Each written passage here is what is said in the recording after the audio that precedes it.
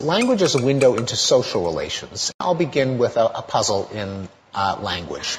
This one is taken from the movie Fargo, from a scene early in the movie in which a kidnapper has a hostage tied up in the back seat of the car and inconveniently is pulled over by the police because he's missing his plates.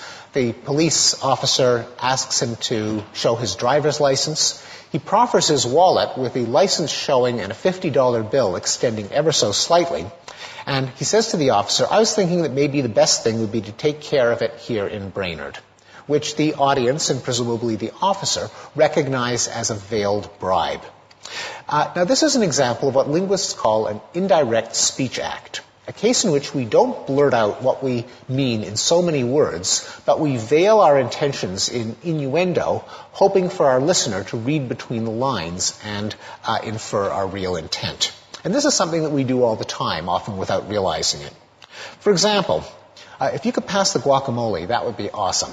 Now, when you think about it, that doesn't make a whole lot of sense. But we effortlessly recognize it as a polite request. We're counting on you to show leadership in our campaign for the future. Anyone who has sat through a fundraising dinner is familiar with euphemistic schnorring like that, which can be translated as, "give us money." Would you like to come up and see my etchings? That has been recognized as a sexual come-on for so long that in the 1930s, James Thurber drew a New Yorker cartoon in which a man says to his date, "You wait here and I'll bring the etchings down."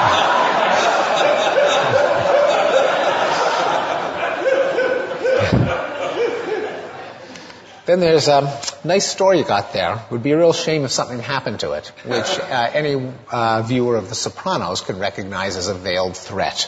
So the puzzle is, why are bribes, requests, seductions, solicitations, and threats so often veiled when both parties presumably know exactly what they mean? Language has to do two things. It's got to convey some content, such as a bribe, a command, or a proposition. At the same time, it's got to negotiate a relationship type.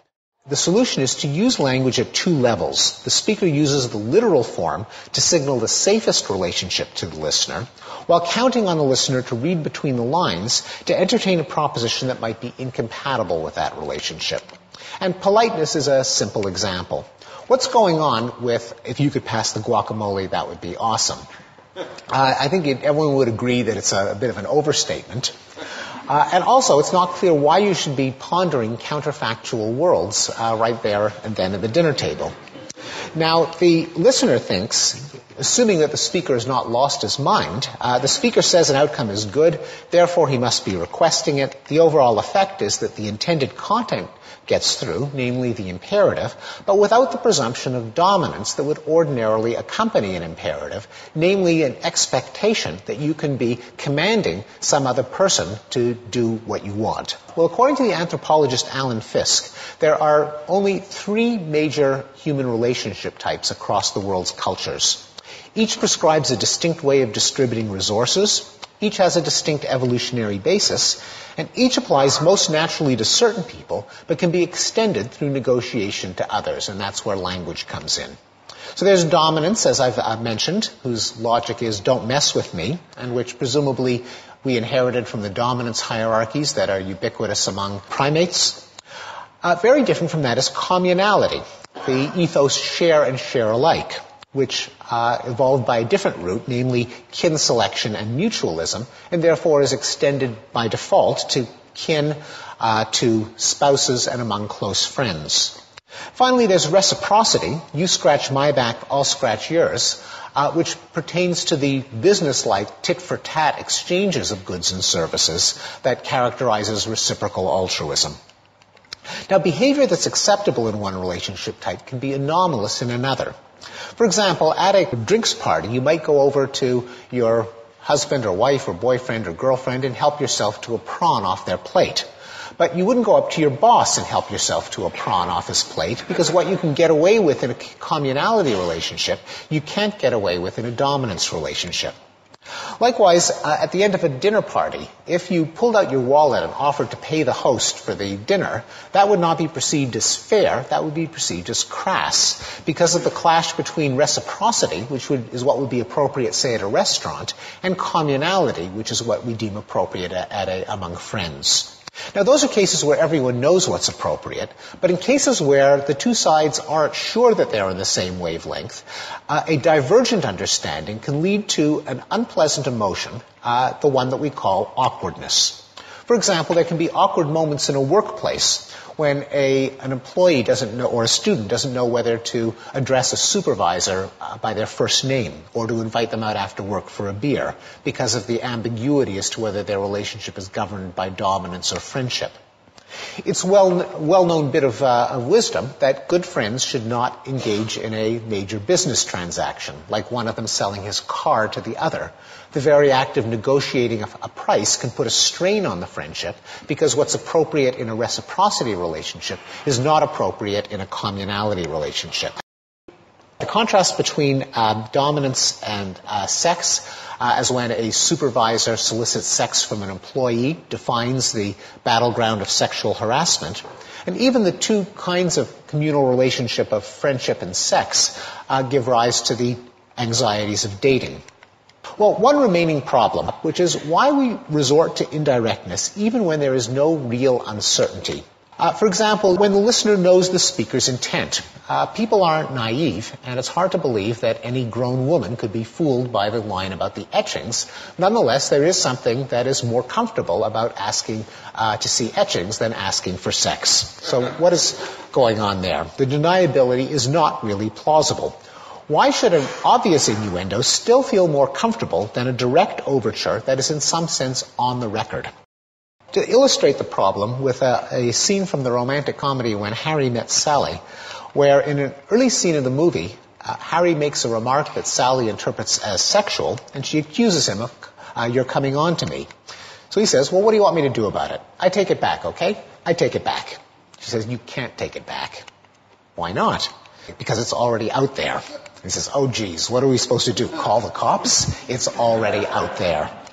Well, what is the psychological status of an overture that we feel to be out there or on the record that makes it feel so much more awkward than a veiled overture that's conveyed indirectly?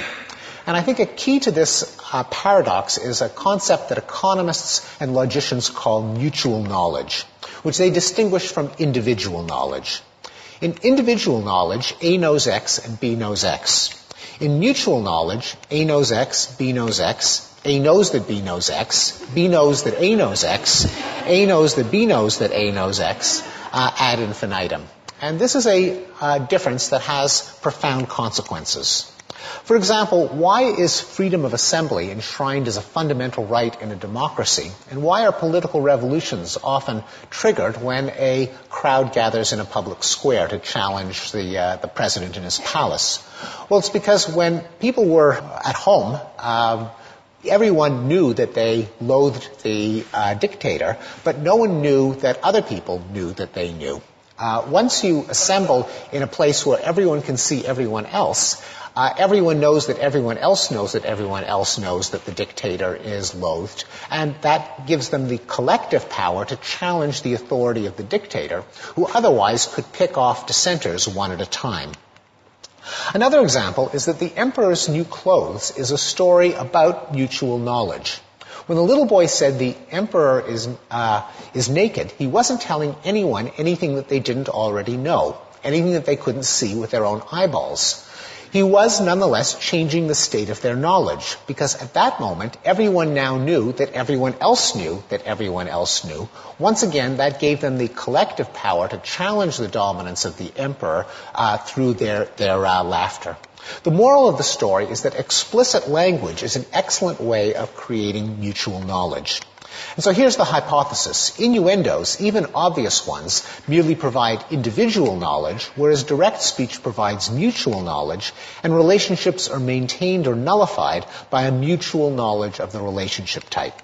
So if Harry were to say, "Would you like to come up and see my etchings?" and Sally says no, then Sally knows that she's turned down an overture. And Harry knows that she's turned down a sexual overture, but does Sally know that Harry knows? She could be thinking, maybe Harry thinks I'm naive. And does Harry know that Sally knows that he knows? He could be wondering, maybe Sally thinks I'm dense.